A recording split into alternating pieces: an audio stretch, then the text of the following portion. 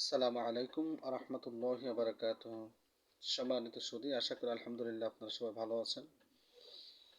আমি কিছু সময়ের জন্য আপনাদের সঙ্গে থাকবো ইনশাআল্লাহ। আসমায়ে ইলাহির খাসিয়াত, আল্লাহ তাআলার সুন্দর সুন্দর যে নামগুলি আছে তার মধ্যে দুইটা সুন্দর নামের মধ্যে দুইটা নামে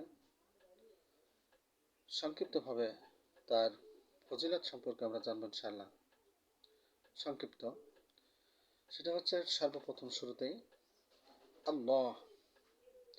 আল্লাহ এটা যদি আপনি ভাজা রুটির উপরে 7 বার আল্লাহ লিখে, এটা 7 দিন কিংবা 11 দিন কিংবা 21 দিন, প্রয়োজন হলে আরো বেশি, যদি এটা লিখে যদি কোনো ব্যক্তির স্মৃতি শক্তি লোপ পায়, স্মরণ শক্তি লোপ পায়, আপনার যদি পড়াশোনা যদি মনে না থাকে, কোনো ছাত্র হয়, তাহলে এটার উপরে লিখে যদি খান, ইনশাআল্লাহ আল্লাহ তাআলার মেহেরবানিতে, আল্লাহ তাআলার এই আল্লাহ এটার ফজলে আপনার স্মরণ শক্তি বৃদ্ধি পাবে ইনশাআল্লাহ।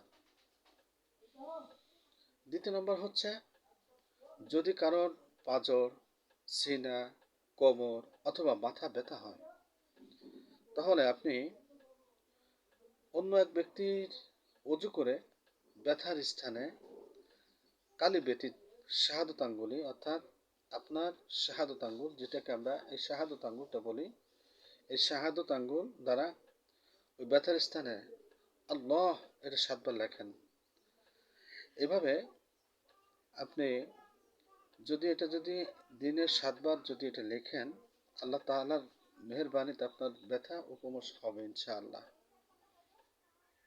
3 নম্বর, যদি কোনো মেয়ে লোক সন্তান প্রসবকালীন ব্যথায় ভীষণভাবে কষ্ট পাচ্ছে, তখন আল্লাহ 21 বার পড়বেন। পড়ে একটু আখের গুড়ের উপরে অথবা আটার খামিরে এটা ফুঁক দিবেন, দিয়ে তাকে খাওয়াইলে আল্লাহ তাআলার মেহেরবানিতে অতি সহজেই তার হামল খালাস হয়ে যাবে ইনশাআল্লাহ। এই 3টা আমল আমরা করবো ইনশাআল্লাহ। দ্বিতীয় নম্বর হচ্ছে আল্লাহ রহমান। আল্লাহ রহমান এই ইসমের সম্পর্কে এখন সেটা হচ্ছে, যদি কোনো ব্যক্তি প্রত্যেক দিন ফজরের নামাজ পড়ে 298 বার আল্লাহ রহমান ওজিফাটা পাঠ করতে থাকে, সে ব্যক্তি আল্লাহ তাআলার বিশেষ রহমতের অধিকারী হবে ইনশাআল্লাহ, এবং তার উপরে কোনো বিপদ আপদ পড়বে না, এবং যাবতীয় বৈধ কাজে সে জয়যুক্ত করবে ইনশাআল্লাহ। পড়তে হবে 298 বার। এটা হলো একটা।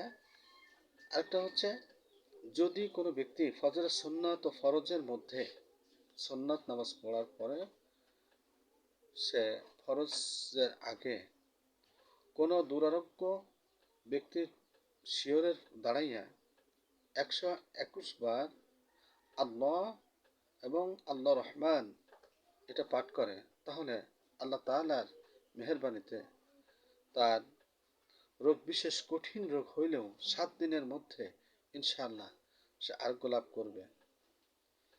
আর যদি তার মৃত্যু এটা যদি তার অনিবার্য হয়ে যায়, তাহলে অত্যন্ত আসানের